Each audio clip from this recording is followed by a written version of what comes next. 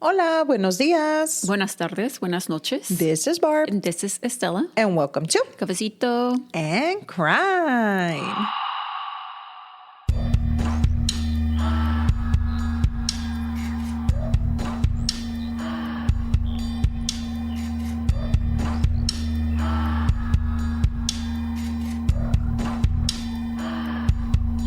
Hola, everyone. We hope everyone's having a wonderful night. ¿Cómo estás, hermana?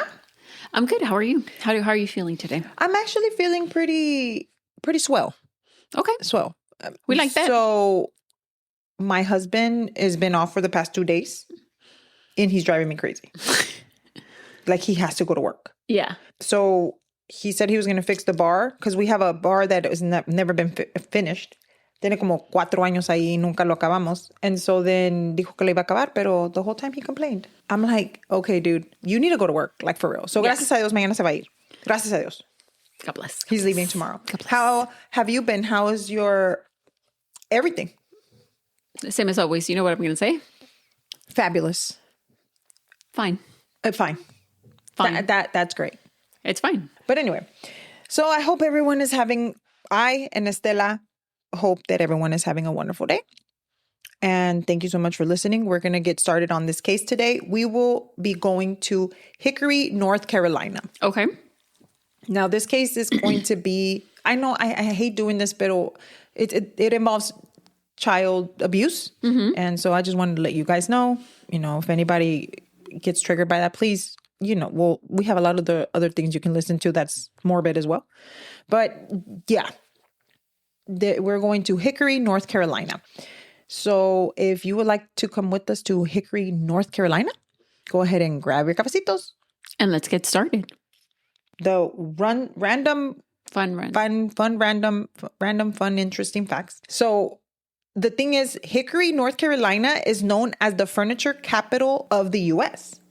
Furniture. Oh. So for much of the 20th century, Hickory was a major hub for furniture manufacturing. Really? Still, as till today, it is well-known furniture brands and large furniture market industry is in Hickory, North Carolina. Wow. Mm-hmm. Now, I thought this one was so cool. Hickory, North Carolina is known for the miracle. There is something called the Miracle of Hickory. I thought you were going to say Miracle Whip. That would have been cool. But in 1944, during a polio outbreak, Hickory built and staffed an emergency hospital in just 54 hours. Whoa. It became known nationwide as the Miracle of Hickory because of how quickly the community mobilized. Wow. That is amazing. And I would like to give all the claps to Hickory for that, because that is amazing. Staffed and built a hospital. It's crazy. The last one was that, you would think Hickory, with all of these cool things that are going on there, the population is only around 40,000 to 45,000 people. In today's time? Yeah. Wow. Which is in part why major crimes that might not be as big in like a big city otherwise feel shockingly more like shocking in Hickory. since it's considered a quiet, family-oriented community. Yeah, as opposed to like a big city or something like that. Claro que sí. Today, we will be discussing the murder of Zahra Baker. Mm-hmm. We'll be going back to October the 9th of 2010. Okay. At around 5:20 a.m., the Hickory Police Department received a phone call from someone claiming that there was a fire in their backyard. The fire department made their way over to the home located on 21st Avenue. Turned out to be a small grass fire that was reported by 42-year-old Elisa Baker. Elisa, like E-L-I, like our niece. She told the fire department that she noticed the flames when she woke up that morning. So it's just like a patch of grass? It was like, well, I'll tell you in a minute. Okay. So it turned out to just be a small fire, whatever, porque había como mulch, y ahí se juntó and it was on fire. Okay. She stood back with her husband, Adam Baker, while the fire department put out the small fire. Mm-hmm. While there was one fireman called back to the police department and asked for a police officer or a unit to be sent out to the home. Mm-hmm. Reports say that the fireman noticed that the passenger side of a 1996 silver Chevrolet Tahoe was open, and on the seat there was a Duke Energy business envelope that was left there. Mm-hmm. Now, he got a little bit closer to the truck and it smelled like gas. Oh, okay. So he was kind of that kind of took him back. So he left everything there, and that's when he called in for someone to come out there. Mm-hmm. Now, he could see from far away that the envelope had some writing on it. When asked for the police officer to be sent out, they did send out Officer Rollins. He was able to come to the home and took the envelope. He was actually able, él se acercó and was able to read what the envelope said. The envelope said, Mr. Coffee. Like coffee? Like what we're drinking? Mr. Coffee, you like being in control. Now, who is in control?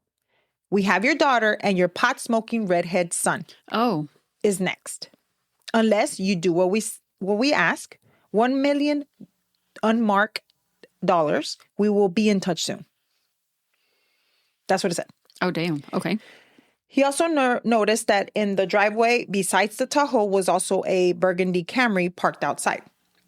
When they went over to question the couple, the couple told Officer Rollins that Mark Coffey is the owner of the home that they rented there. The Tahoe was Adam Baker's vehicle, and it was his work vehicle. Officer Rollins contacted Mr. Coffey because at this point, is somebody been taken? Like, imagine your last name is, complete side note, but your last name is Mr. Coffee and you don't drink it because you don't like it. That'd be fucked up. Yeah. Like, I want my name to be Mr. Coffee. You can name, technically, you can change your name to whatever you want. I want to be Mr. Coffee. Barbara Coffee? No, I want to be Mr. Coffee. Oh, okay. Yeah. Okay, Mr. Coffee. Thank you. And when they spoke to him and his daughter were both fine. Mm-hmm. After the police and the fire department cleared the area, they left thinking that the fire was just arson. Thinking, pues, nada más se prendió ahí el pedo ese, you know? They also found out that Mr. Coffey was Adam's boss. They really did not know what to do about the note. Like, they were kind of like, okay, so what does this mean? But they kind of just put it aside, and they went on about their day. Mm-hmm. On the same day, at around 2 p.m., Adam calls the Hickory department again. And he said that he thought someone had poured gasoline on his truck. And he also mentioned the letter that was sent over, and he thought that his 10-year-old daughter had been kidnapped. Now, an officer was sent to the house. With their consent, they searched the home, and they couldn't find Zahra. This was really weird because when And Zahra's 10? Zahra's 10. Okay. So this is really weird because when he did, I have the transcript of what he said, and it was just really awkward. Like, he started laughing. Maybe he was... I thought he was maybe nervous, but I don't know. But let me see if I can find... I'm going to read a little bit of it because I didn't want to read the whole thing because it's a lot. So I'm just going to say a few things that were kind of a little bit awkward from Adam. So number one was when he called, he said, "Hi, how are you doing?" Mm-hmm. Instead of like automatically saying, I need help. I need help. Yeah. So 911 dispatcher says, "What is your emergency?" And he's like, "Hi, how are you doing?" Mm-hmm. My daughter is missing. Mm-hmm. And then the dispatcher goes on to ask, "Who's your daughter?" "My daughter is missing." He goes on, "What's your address?" Mm-hmm. And then he says, "The police were here last night. They found a ransom note for my boss's daughter. I got up a little while ago, and it appears that they took my daughter instead of my boss's daughter." Okay. And then they ask her about his daughter, ask him about his daughter and how long she's been missing. So Adam says, "We checked in there last night about 2:30 and she was there. All this happened last night around 5. So I don't know if they set the fire in the yard to distract us and to go out there and they snuck in the door or took her." Mm-hmm. And then they were like, the dispatcher's like, "I don't know what happened last night. Like, you're talking," I guess he thought everybody knew what was going on. And so then Adam is like, "Okay, last night we woke up, my dog woke me up, and I had a fire in my backyard. Mm-hmm. And somebody had poured gas in my company vehicle. I drive to work. They left a ransom note in the company vehicle to my boss saying that they had his daughter and his son was next." And then they start asking him more questions about that. And then he says, "It appears that they might have taken my daughter instead of his daughter." Mm-hmm. And the dispatcher goes on to say, "Okay, so do you know who it was? Or anybody have any information?" Yeah. Then they asked his name, blah, blah, blah. And then the dispatcher goes on to say, "So no one's seen your daughter since 2:30 this morning." And it was 2 p.m. 12 hours. 12 hours, right? Yeah. And he said, "No, like I said, had all that drama last night. And me and my wife went back to bed. And my daughter is, I think, coming into puberty because she is hitting that broody stage. And then he laughs. Okay. And then, so we only see her when she comes out when she wants something. And that's about it. What day? I'm sorry. Did you say what day this was? Yeah. It was a... October the... Oh, like what day of the week? Do you know? No. Shouldn't she have been in school? Like, it's 2 in the afternoon. Well, we're going to get into that. Okay. So let's find out a little bit more about Zahra. Zahra was born Zahra Claire Baker on 11/16 of 1999 in a quiet town of Wagga Wagga, North South Wales. You said 11/16? Yes. November 16, 1999. From her mother, Emily Dietrich, and her father, Adam Baker. Mm-hmm. Not long after, Emily, who was suffering from bad postpartum depression, left Zahra with her father at 8 months old. Oh, and that's he, so sad. After that, took full custody of her. Took care of her? Yes. Adam moved in with his parents in 2004, and he started to work at a sugar mill. Mm-hmm. Unfortunately, at the age of 5, Zahra was diagnosed with bone cancer, and it was very aggressive. The doctors had to amputate her leg from, I believe it was from the knee down, pobrecita, to save her life. Yeah. Oh. She was, when you start hearing about her, it was incredible, everything that she went through. Not only that, when she was 7, she also developed lung cancer. Oh my God. And that left her partially deaf. So she, from the chemo and all of these things, now she's partially deaf and she doesn't have one of her legs. She was known, even though she went through all of this, as a bright sunlight and that would cheer up anyone. Even with the extensive therapy that she had to go through in the chemos, the nurses adored her. The teachers called her to be a joy to be around. And it seems like nothing can dim her light. She was always smiling. Yeah. Like everything. It was like, she was so cute. She had a whole bunch of like freckles and then she was really light complected. She was always smiling. Now, her prosthetic leg was not going to slow her down. Yeah. She called it her Barbie leg. Oh. So she's told the doctors that was fitting her. I guess the doctor made like a face of como que felt bad for her. And she was like, no, it's okay. I'm happy to have my Barbie leg. Oh. There's such an adult outlook to have for a young child. And there's even adults that don't even look at it like that, you know? Exactly. And even though everything that she went through, she still was always with a smile on her face. I think by 2008, her cancer was in remission. Zahra was living her best life, even if she was going through so much. She was going to preschool. She made it into the Australian news from a charity event that she went to. And they spoke about her courage and how brave she was and the fight that she had with cancer. They even though that she had been through so much, she always had a smile on her face. That was something that everybody mentioned everywhere that I saw. She always had a smile on her face. Around this time, Adam met a woman online on a platform called IMVU, or Instant Messaging Viral Universe. So it's kind of, what I gathered from this, it was kind of like Sims. So you would make an avatar, it would dress it like you want to, but you were actually speaking to other people from chatting. Chatting. Yeah. Okay. Her name is Elisa Fairchild. She called herself a 40-something-year-old Gothic fairy. Oh, okay. And I like fairies. Gothics. Yeah. And her avatar tenía red wings. Okay. Yeah. Elisa was a bit older than Adam, but they were in love. She told her friends that Adam was her soulmate and that she was going to spend the rest of her life with him. Elisa would post on her MySpace a lot, saying, who says that long-distance relationships cannot work? She said that told her friends and her family that she was leaving North Carolina. Ya estaba cansada.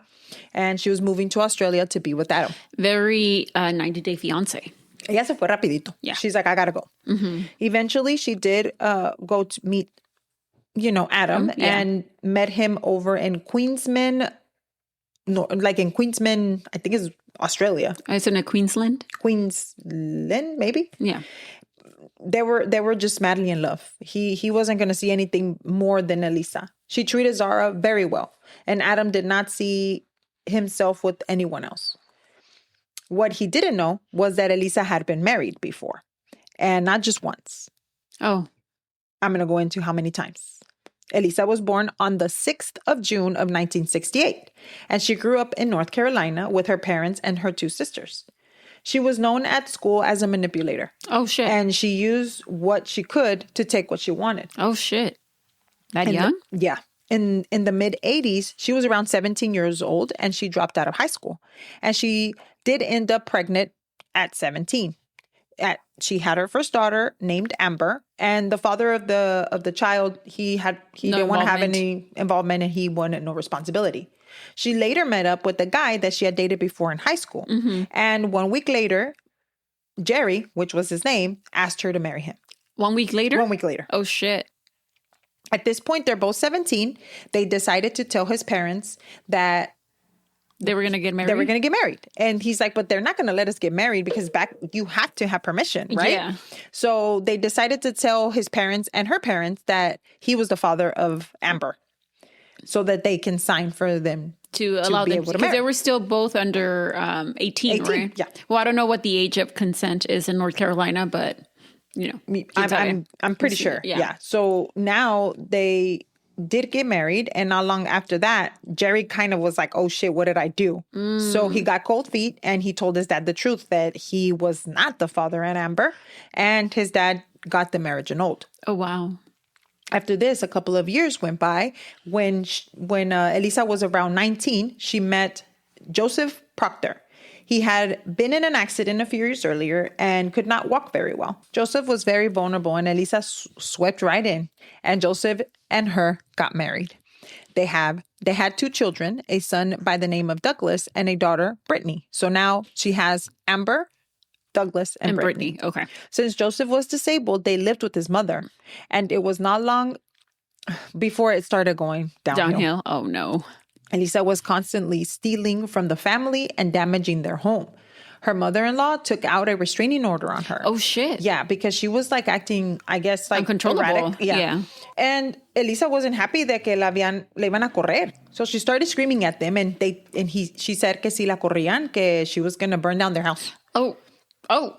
Y que she was going to kill her children. Oh, my God. Yeah, she started using the children against them. Oh, my God. So the mother-in-law was scared that Elisa would hurt her grandchildren, that she dropped the charges. She said, fine, whatever. Not long after, Elisa got tired of living there. So she decided to take her 2 daughters and left her son behind. What? Yeah. And moved out. Y se fue. So Douglas se quedó con el papá. Y se llevó a Brittany y a Amber. Yeah, Amber. In 1992, she meets husband number 3 in a bar. His name is Andrew Harris Jr. A few months later, they get married. Are you seeing the pattern? The pattern here? Yes, I do. In the beginning, she was very charming. And aren't they all? Yes. And once time passed, she showed her true colors. She would always be angry and screaming at her husband and daughters. She would physically hit them. And for years after... a las niñas? I'm sorry. Yeah, a las niñas. Oh, my God. And for years after this, Andrew returned... Like, he was just going home y ella siempre golpeaba a las niñas and stuff like that. No le pegaba a él, pero le pegaba a las niñas enfrente de él. Oh, my Once again, using, the children. Yeah. To One manipulate. One day, Andrew returned home and Elisa was gone. Herself and the girls. But not only that, but she left and took everything that Andrew owned. ¿Llegó a una casa vacía? Vacía. No había nada. Se llevó todo la señora. ¿Hasta las cucharas? A las cucharas, puta. A few months later, number 4 comes around. Oh, my God. In 1994... Is she getting divorced? Hold on. In 1994 is when she finds number 4. And Elisa is 26 by this time. And she meets someone by the name of Daryl Putnam, and he is 30. He was also disabled. And he was deaf, actually. Pinche vieja. I know. And he had a hard time finding someone to be in a relationship with because of his disability. So when Elisa le hizo caso, he was like, whoa, this is crazy. Like he jumped on it. He was over the moon. A few weeks later, they moved in together. Then they got married. And she got married before getting the divorce of husband number 3. Now she is married to both men. Yeah. Now, same story goes. She's nice and kind at the beginning, and de luego al último, paz, vámonos. Andaba haciendo mamadas. She would abuse her daughters again in front of Daryl. And she even went as far as telling him that one of her daughters, Amber, who was 8 at the time, which is her older one de las niñas, had cancer. And she would walk around with her in a wheelchair so people could feel bad for her. I don't know why, but that's what she would do. A few months later, Daryl walks in on Elisa having sex with another man in his home. He leaves devastated, and when he went back home, I guess to face what happened. Yeah. Elisa and the girls were gone once again. What? And she took everything again. She went as far as taking his hearing aids, Estela. Oh my God. No, she was that was unnecessary. You took it too far. Se pasó de verga. Pasó de verga. Se pasó de verga marrying all these men and then taking all their shit. Pero más. ¿Para qué quieres los hearing aids, puta? ¿Para qué? She just wants to be a bitch. Be a bitch, exactly. C-U-N-T. Exactly. In October 1997 is when she is 29. And by this time, guess what? Husband number 5. No mames, güey. And she again marries him very quickly. It was a man by the name of Jeffrey Alfred. And their marriage, this one was horrible. From the beginning. From the beginning. She was violent towards him. Now, yeah. Not only the girls, but now him as well. Damn. And it was said that she would walk around with the bat to scare him. Oh my God. Yeah, like it was like fucking crazy. Like domestic abuse bad. Yeah. Jeffrey walked out one day and left her from this abuse of being with her for this long. And he never filed for divorce because he was scared to see her in court, bitch. Oh my God. Like he was horrified of her. And I can just imagine. Yeah, I understand. In 1998, 10 months after Jeffrey left, so this bitch is not even waiting a whole year. And she was on to husband number 6. I can't wrap my mind around, like, how do you meet somebody and, like, within a few weeks? I mean, if it's worked for you, you know, good for you. But I just can't understand how you be like, hey, let's get married. I don't know. I personally waited 4 years to get married. I lived with my husband. Vieja. I don't know what the fuck she's doing. Like, she gets married twice a year. A year. She's like, let's get married. I don't know if maybe it was something, pero she didn't have like what I read or what I saw. I didn't hear that she had like a trauma in childhood or something, like que alguien la golpeaba or something. Like la mamá was. She just she liked to use men. Yeah, she liked to use men. And abuse them and her children. Apparently. Now, in 1998, 10 months after Jeffrey, like I said, she goes on to number 6. His name was Aaron Young, and he was very young, like for real. Like 19? 20. Oh. So, and he was also disabled. Now, he had a bone disease when he was younger, and he had a hard time walking as well. Mm-hmm. Now, this was her longest marriage. Really? Yes. In 1997, right before their 10th year anniversary. So se quedó 10 años con él. Wow. Yeah, she was with him for a while. Do you think she actually, I don't know if it matters or not, but do you think she actually cared about him? I don't know, honestly. I didn't really read much about that. Yeah. Mm-hmm. But Aaron's mom did find Elisa kissing another man in a car. Oh. And that's how it ended. Yeah. They separated, but they never got divorced. One more thing to note is that Elisa never paid a bill. Like, she never paid her bill. She never paid her rent. She never did anything. So she would move around, Estela, right before the bills were due, mm-hmm. or no pagaba la renta, which means that she had 42 different addresses linked to her name. Wow. 42. So ella decía, me van a cobrar, me voy a salir. I think maybe, do you think she could, like, she would put it off as long as she could, and then when she knew that she wasn't going to get away with it anymore, she was like, I got to go. I gotta fuck some shit up here, and then ya me tengo que ir, and then I need to find the next husband. Like te dan el red sticker, pero not even, dude. Like, I don't know. So this brings us back to 2008 when Elisa meets her 7th husband, Adam, which is Adam, and she is Mr. Adam. Is he the first one that's out of the country? Yes. Okay. Mm-hmm. Now she met him when he was 33. She's 42. Mm-hmm. Like I said before, she met him on the IMUV, which is the platform that I was talking to you about with the avatars. So Elisa said that, like I said before, que se iba a ir para con su marido. Ella se iba a ir because she was going to go look for the man of her dreams. Down under. So Elisa moved with Adam, pero Adam lived with his parents because of Zahra. Right. So whenever they moved in, and Elisa, she had her Brittany and pero Amber. ya estaban grandes. Oh, they were older. That's older. True. Oh, okay, yeah, she was in her 40s by now. Yeah, that's true. And immediately when she gets there, Elisa was not of the liking of Adam's parents. Like, they knew something was not okay, right? And it is said that she would just lie. Like, she lied. I read something. I don't know if she told them this lie, that she told people that she was an officer and that she had gotten shot. which was a lie. And then she told people I think she told somebody somewhere, I don't know if it was, she was a bounty hunter. Like, I don't know. She was a liar. And so then ella misma decía sus mentiras and then they would catch her. And it's like, just don't lie. Like, why do you feel that is somebody bringing this up? And is she lying to fit in? Exactly. Like, or she's just lying to be a bullshitter, you like, know? I don't understand what's the problem. So no matter what Adam's parents thought about Elisa, Adam did not give a shit. He was in love, head over heels, in love with her. Not only that, but she would treat Zahra really good. So she's like, he's like, this is perfect for me. And for her. So not too much after they moved in, the two got married in Australia. Mm-hmm. Right? Mm-hmm. Again, time passes and Elisa decided that she didn't want to be in Australia anymore. And then by this time, pues también ya le estaban molestando los in-laws, Yeah. And she wanted to go back to North Carolina. And she told Adam, we're moving back. Okay. Adam's parents were not okay with this decision. They told Adam that it would not be in the best interest for Zahra. She is going to school. She just finished her second round of chemo. And in Australia, they have free healthcare.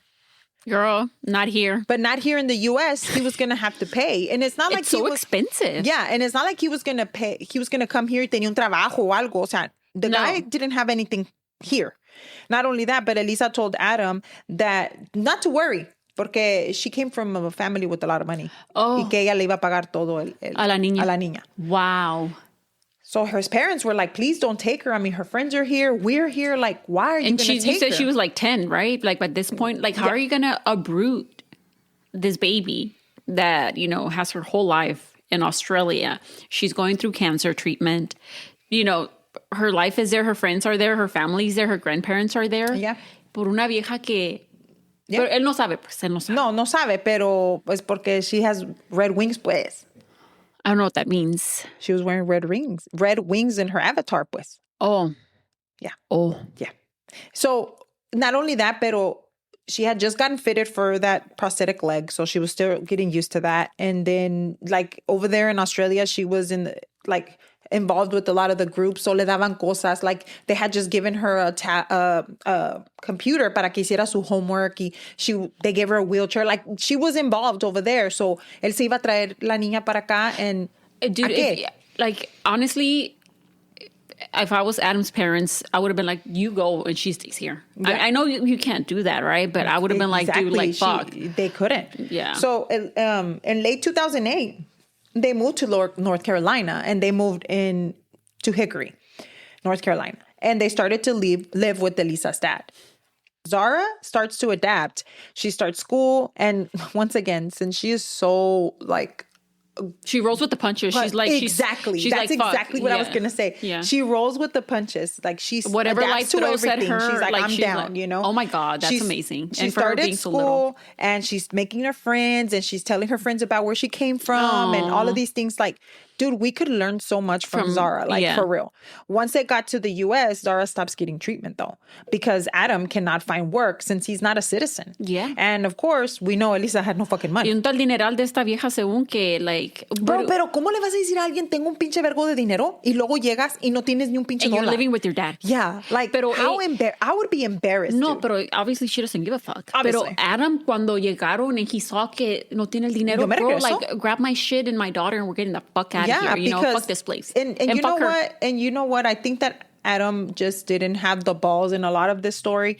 And you'll find out why. Because he just, I don't know. Bien dejado? Yeah, he pisses me off. Anyway, eventually they did get kicked out of Elisa's dad's house. And in 2009, they moved to Grant Falls, North Carolina in an apartment. Mm-hmm. Now the neighbors, wow. The neighbors report that they could hear the couple fighting so loud that they could hear like the walls were trembling de donde aventaban cosas. Oh my God. So apparently they would fight all the time. And they also reported that they would hear things in the attic, como like animals walking in the attic and that kind of thing, but they just never knew what was going on. Mm-hmm. They were like, well, they're screaming and shit, so I don't know. Now, they also said they never saw the little girl. They never saw Zahra. They said that she was never out and she only went literally from school and back. So they didn't even know that she actually lived there. So if you were a neighbor and didn't see when she would come back and forth, like nunca la miraban, so you wouldn't know she even existed. In 2010, they got kicked out of that apartment and moved out. When they went to investigate the people that were renting for her and the home and see the damages, because obviously there were going to be damages if they were throwing shit, they saw that the door where the attic was removed. Oh. And when looking in there was nothing but a sheet, along with a lot of footsteps there in the floor. So this must have been where they were keeping Zahra. Oh my God. In the attic. And that was the noise that they were hearing. That was the noise. Yeah. So they... Dude, how do No había ni un pinche mattress, hermana. Había una pinche sheet. Like, come on, dude. No, not even that, dude. Like, why is your daughter in the attic? Like, agarra tu niña, fuck that lady, and fucking go back home. ¿Por qué te dejas? Like, I don't know. You can't be that in love. Well, some people say they are. Adam got a job eventually, and they moved into a trailer. He started to work at a tree maintenance company, but since he was an illegal immigrant, this meant that he had to work long hours. And this also meant that Zahra had to spend most of her time with Elisa, unfortunately. Pobre niña. On top of this, she also lied about something else. Elisa was dealing drugs from the trailer. What? Yes. Apparently since 2006 to she dealt drugs for a while. She was dealing oxycodone, hydrocodone, and alprazolam, all prescription drugs for pain and anxiety. Mind you, she would get people to come and buy from her, and she had Zahra there. Like, ¿qué tal si algo le hacían? You never know. But no se puede defender la niña. Exactly. Now, Elisa would tell Zahra that she was not going to be any different than the other kids her age just because she was missing a leg. So to punish her, she would make her run up and down a hill with her prosthetic leg on. What the fuck? Yeah.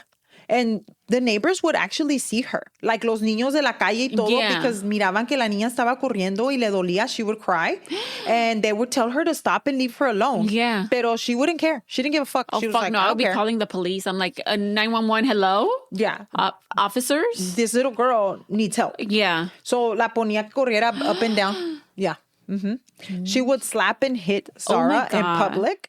She did not care who would see her. Elisa told a few people that she tried to hit Zahra one day, but she missed and hit her prosthetic leg instead. She hit her so hard, Estela, that her hand was extremely bruised, and she even thought that it was broken. Oh my God. That's how hard if she wouldn't have missed, she would have hit Zahra. Yeah, like that. Can you believe that? And people were seeing this? People knew no, she was beating the shit out of her in front of everybody. Like, she didn't care. She told Adam that she fell because she knew que if she told Adam. Wait, Adam knew.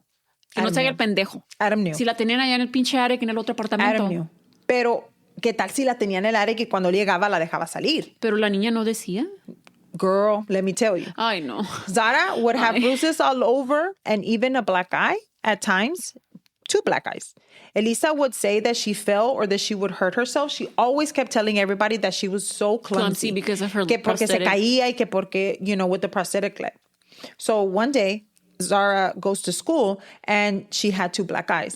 So 2 teachers did go home to the house with Zahra, and they questioned Elisa what happened. She was the only one there because Adam was working. She would just lie. She would just be like, no, it's because she fell, or, whatever it is. I don't even know how people believed her, but whatever. At one point, Zahra went to school and she was so scared about something that had happened at her home that she wet herself. Aww. Then she was so afraid that they were going to tell Elisa that she had a mental breakdown at the school. So one of the teachers said, no, I can't have this. So they gave her number, le dio su número de ella to Zahra para que le hablara if anything happened to her, and if she needed anything. So Elisa found the number, and after this, she pulled her out of school. And she told she told everyone that Elisa was going to be homeschooled. That Zahra was going to be homeschooled. Yeah. But there was no reports that she was ever homeschooled. No, of course not. Now, on October 10th, after the police had gone to the Baker home and looked around, like I told you before, they didn't find Zahra. The news of her disappearance was made public. On the same day at 10:45 a.m., Elisa was taken into custody, and they stated that it was for unrelated charges of what happened to Zahra. Dealing drugs or some shit, probably. Exactly. She was dealing drugs. She was writing bad checks, and she, of course. I think she did she was stealing also, that kind of thing. So she had a lot of stuff on her. So they took her in for custody. Now, they did take some rescue dogs to scent around the property at 12:45 p.m. to the Baker's house, and positive alerts to a scent of human remains from the dogs were around the home, the Tahoe, and the Camry that were sitting outside. Not long after that, an Amber Alert was issued to help find Zahra. The police also searched a nearby wooded area, which is probably where fucking Elisa would make the poor baby run up and down the fucking hill. And they went around knocking on doors, asking if anybody had seen Zahra, but there was no luck. A lot of people started taking her like teddy bears to her house. Like a lot of the neighbors and even the teachers, like they knew her. So that was really sad for them because they knew who she was. And once again, she was and I feel like they all suspected who, caused her disappearance. Absolutely. The police also searched a nearby wooded area. And like I said, there was no luck. When questioning Elisa, she told police that her husband and stepdaughter and herself had gone to Oktoberfest on Friday, October the 8th, between 7 and 9 p.m., and then they went back home. She said that when she got up at around 10 o'clock, she went to go check on Elisa, and she was in bed.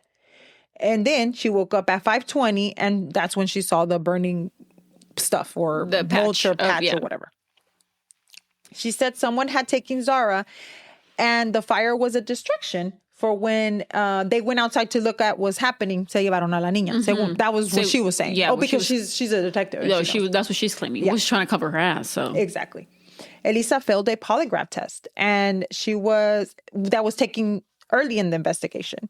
Investigators questioned Elisa regarding whether she had hurt Zahra and if she knew who had harmed Zahra and if she knew who had written that ransom note that we talked about earlier. So they asked her, okay, do you know somebody that could have hurt her? Do you know what happened to her? And she says, no, I don't know anything. Adam told the police that he had not seen Zahra, listen to this, since Wednesday, October the 6th. Okay? What? Remember what I said? Yes. She said that they had went to Oktoberfest on Friday. The 8th. Right? So he also told police that he thought his wife might have had something to do with it. So, I mean, dude, how do you not notice that your daughter is gone? For 2 fucking days. For 2 fucking days. Later that day. And it's not like she ran away. She was a teenager. Bruh. No. She was fucking 10. Later in the day, police had a news conference, and it was revealed that they could not confirm that anyone had seen Zahra in the past month. Nobody could confirm when was the last time anybody had seen her.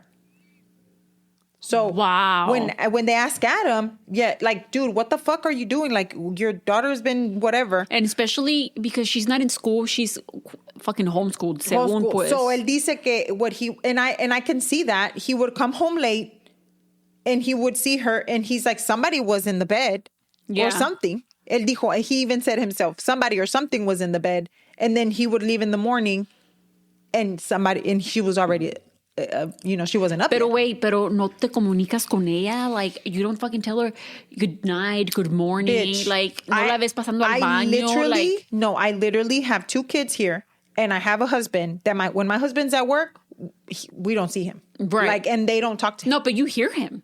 Well, they'll hear them. Well, yeah. I mean, but I'm just saying. Or even your kids, when they're like, they come tired from schools or activities, que van y se aplastan en el cuarto, and then, but you make sure to be like, hey, vas a comer. Like, no, pero por eso te digo, yeah, like, we're talking about somebody that probably had hurt her. Yeah. He worked. He was a dad. Let's say he was working fucking 14-hour days. Yeah. But like, you don't want to be like, hey, just like kiss her goodnight, like nomás para ver que está ahí, like. Pues él decía que he trusted Elisa her. I mean, I know this sounds stupid, but I know. I understand. I understand. Like, we need to be also like ponernos en sus shoes de él también. He didn't think that. He didn't know any of this fucking lies that this bitch. But y'all were fighting. Y'all kept her in the fucking. Yeah, I understand what you're saying. Yeah. But like. So it was revealed. What did I say? Oh, yeah. So he had not seen her. Ya tenían como un mes que nobody could say that they had seen her.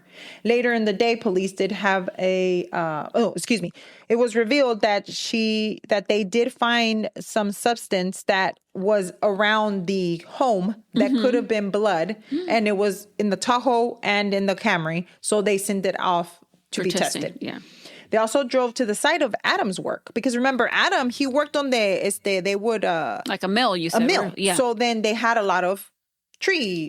Yeah. Fucking stuff. ¿Cómo se llaman? Tree stumps? Sí, pero ¿cómo se llaman las máquinas donde las meten? Tree choppers? Algo así. I know what you're trying to say, but I know that's not the grinder. Tree grinder. Okay. So they had a lot of tree grinders and there was a lot of piles of mulch porque he was working como I guess en las yardas como I guess I don't know.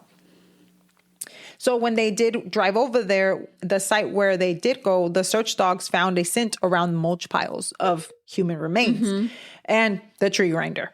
Now, yes. Now, Tuesday, October the 12th, the Amber Alert was canceled. Now, let me tell you why. Because Elisa admitted to writing the letter that was found in the Tahoe. Nobody's surprised, right, guys? Nobody's surprised. Now, she was taken, then charged with obstruction of justice and dozens of more charges. Like, this bitch had, like, larceny, bad checks. Yeah. Le dieron todo de una vez, de un putazo se los pusieron. Casada, ¿cómo se llama? Bigamy. Yeah. I don't remember what it was like. Dude, not even bigamy in the U.S., bitch. You're talking about in Australia. In Australia, too, bitch. Yeah. International bigamy, bitch. Soon after the arrest, Elisa... okay, let me say that again. Soon after the arrest of Elisa, the police department stopped referring to the case as a missing person case, but now as a homicide.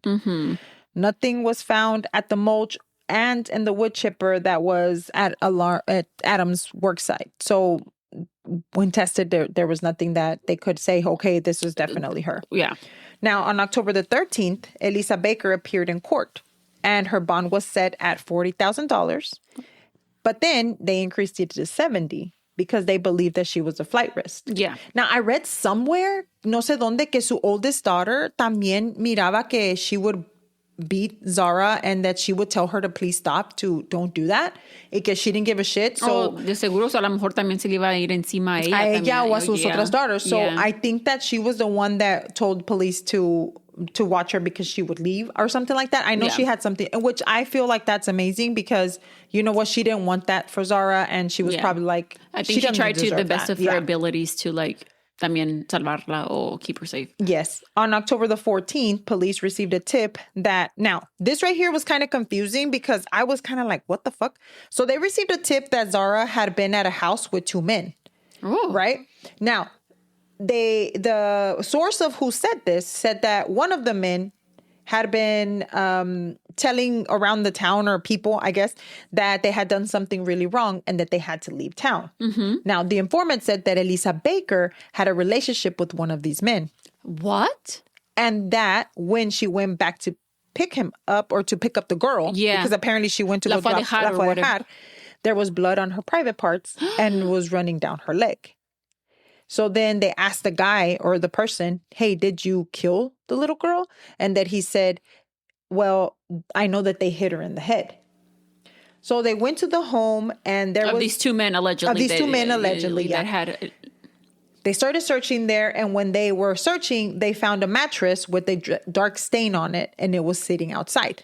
So whenever they went to go say, why was your mattress sitting outside? With a dark stain, there was actually someone there. It was said that one of the men said that he had pissed on it when he was drunk.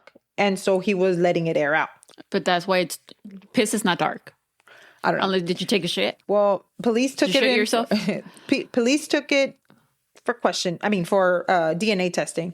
He also admitted to knowing Zahra, but that he wasn't aware of her ever being in that house. Okay. Now, I don't know.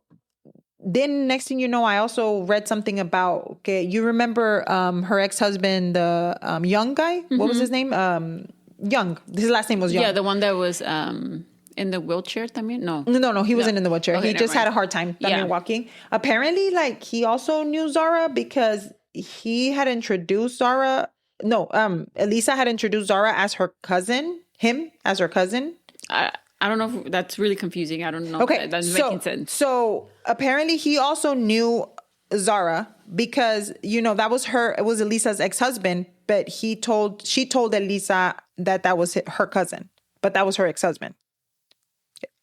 Oh, okay. I understand what you're saying.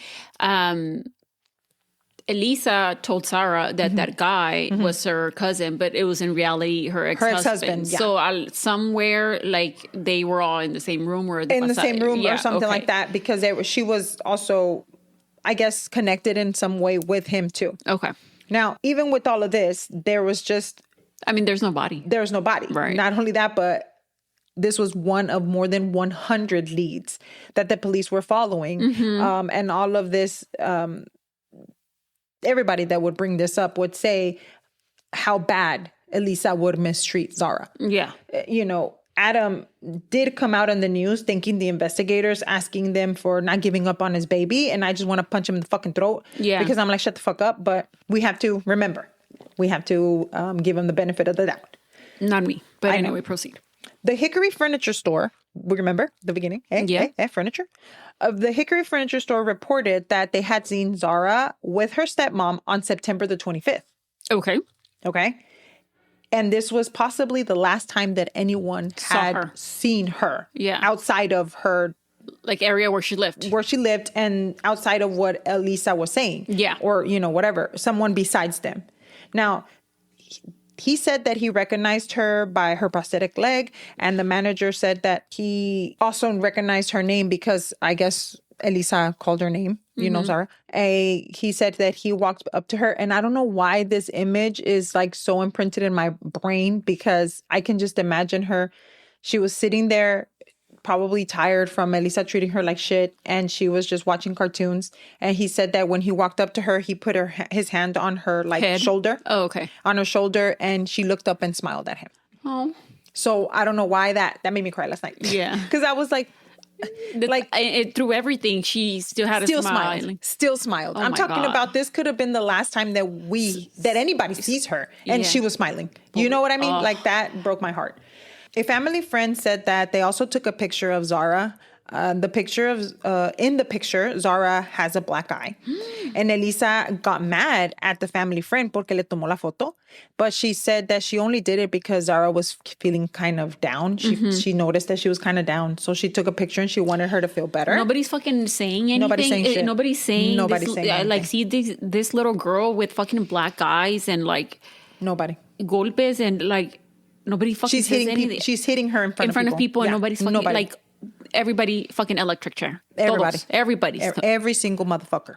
So on October 24th of 2010, they drove Elisa to a former home. I'm not sure if it was the apartment where she lived at or which one, where she told police that they could find Zahra's blood, bones, and bodily fluids in the drain pipes. Wow. The next day, she was taken to another location, also near to somewhere that she used to live at. And after that, I'm guessing people started connecting dots that maybe she was trying to say something so that she can get like a lesser sentence. Mm-hmm. Now, on October the 27th, 2010, police found Zahra's prosthetic leg. Now, at the location where Elisa had taken them. Yeah. And this was confirmed to be Zahra's leg because of the medical records that they had received from Australia, and they matched the serial codes of the leg to what they had used for her. Yeah. This made the police search even further, and they did, like, around the area. Mm-hmm. Como que it was, what I understood by what I read or what I heard was that it was kind of in a brush area. Mm-hmm. And then they kept looking around, like, deeper, and there was like a little creek there, and around there is where they did find some additional bones, and they sent them off for testing. On 11/10, so on November the 10th, 1 week before Zahra would have been her birthday, police found additional possible human remains.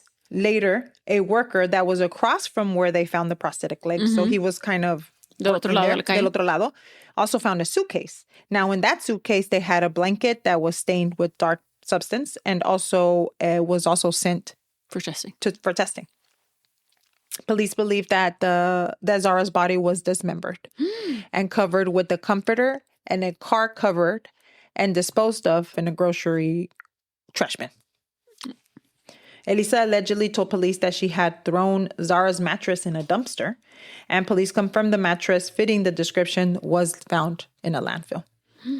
Zahra's mother, okay, remember? Oh, she came back into the picture? Yes, she did. Now, this was really sad too because Emily Diedrich had very bad postpartum. Right. I suffered from postpartum with my child, so I know exactly how that feels. Yeah. And she gave an interview in Australia saying that after she gave up custody of Zahra, she never saw her again. Now, I don't know if maybe it's like here in Australia where if you give up custody, that means you don't get to see them again, or how does that work? I don't know. Pero she said she never saw, pero que she had been looking for Zahra for years, and Adam. And that every time she would get close to finding them, Adam would disappear again. So she did tried not. looking back. She did. She tried, yeah. And so she said that she found out recently that they were in North Carolina, and she was able to get some more information on the internet and that kind of thing. And she found out where she was 3 days before they reported her missing. Oh. And she was planning on Reaching looking out for her. Yeah. Oh, wow. Now, she did travel to North Carolina. Oh, she was like, fuck that shit. I'm going. Yeah. And she gave her DNA to compare to the bones that were found. Yeah. And she said that Elisa had no right just to dispose of something that was in her way. Yeah. And she said that she deserves to sit in jail and rot. She deserves more than that. A lot more. Detectives were able to I'm going to say that again. Detectives were able to positively identify the remains that were found in various locations belonging to Zahra. Police had enough evidence to announce that they were certain that Zahra was dead. Since no cause of death could be determined because there was no complete body, Yeah. Zahra's death was ruled an undetermined violent homicide. Now, Elisa told police that Zahra died on September the 24th. But she said that she had been sick and died naturally. What? Yeah. Allegedly, Adam had dismembered the body after not knowing what to do with the body. No. And then they both disposed of the body. I know he's an idiot and shit, in my opinion, but Super idiot. To do that to your own daughter? No, I don't see that. Now, the thing is, we need to remember that the manager had seen her September the 25th. Right, that's why I was kind of off. But maybe también he might have been confused and thought that it was the 25th. But no, that's what she said. Oh, okay. Elisa told police that Zahra had died on the 24th. No, but maybe el señor was confused. Maybe he thought he saw her the 25th, but maybe it was before. It wasn't pero, I don't know. But they have cameras. No, that's true. That's true. Maybe, why are we... Pero, why are we even believing her? Oh, yeah, exactly. So, no, you're right. Whatever comes out of her mouth, she's an idiot. Yeah. So, the thing is with that this is not the first time that she said that. I think she also told her family friend or somebody that Zahra had passed away naturally and that they didn't know what to do with her body. Now, the thing is, the cell phone towers, they only put Elisa, not Adam, in the site where the remains were found. Yeah. So, in every site where she took them, Adam was not even close to that. Yeah. He was really at work. Yeah. He had an alibi and all of these things. And there was nothing that pointed to him being involved. Elisa was formally charged with second-degree murder on October the 27th of 2010. In February 22nd of 2011, Elisa pleaded guilty to second-degree murder. And she received, obviously this is because of her plea deal, a 15 to 18-year sentence. Mm-hmm. Now, Adam still denies any involvement in Zahra's death, and the police found no evidence that suggests that he was involved in the death of his daughter. Mm-hmm. Now, there was a skull found in April of 2012, and the police kind of kept it low to see if it was her, and it was confirmed on February 21st of 2013 that the skull that was found by Hickory police was of Zahra Claire Baker. Oh my God. Now, Zahra was a child who had already endured more than most people face in a lifetime. Mm-hmm. If there is anything that we can get out of this case is let it be awareness, let it be vigilance, and let it be willingness to speak up when something just doesn't feel right. If you see something, say something. Say something, please. Man, fuck that bitch. And what's sad is this man And as he should, because I feel like he turned a blind eye to what she was doing. I think too. so. Yeah. Like he's going to live with this it's going to be on his conscience for the rest of his life. Because I mean, he put her in that situation. Yeah. And I read on Wikipedia, I read on which, but that's where I read it, that he had, I guess he also got charges for working here without a permit. Oh, yeah. And, they put him in jail for a few. And I think that but never anything that had to do with her. So he wanted to go back to Australia, but he really couldn't. He had to stay here. They put like a monitor on him and shit because they were like, no, you ain't going nowhere. Now you have to pay for what you did. But serve your time here. And that was the case of Zahra Baker that was murdered. It was crazy. Yeah. But let us know what you think. If you would like to follow us on Instagram, you can at Cafecito and Crime Pod. And if you would like to download our episodes, leave us a review and or rate us. We would really appreciate it. Thank you so much for listening, and we will talk to you in the next one. Bye.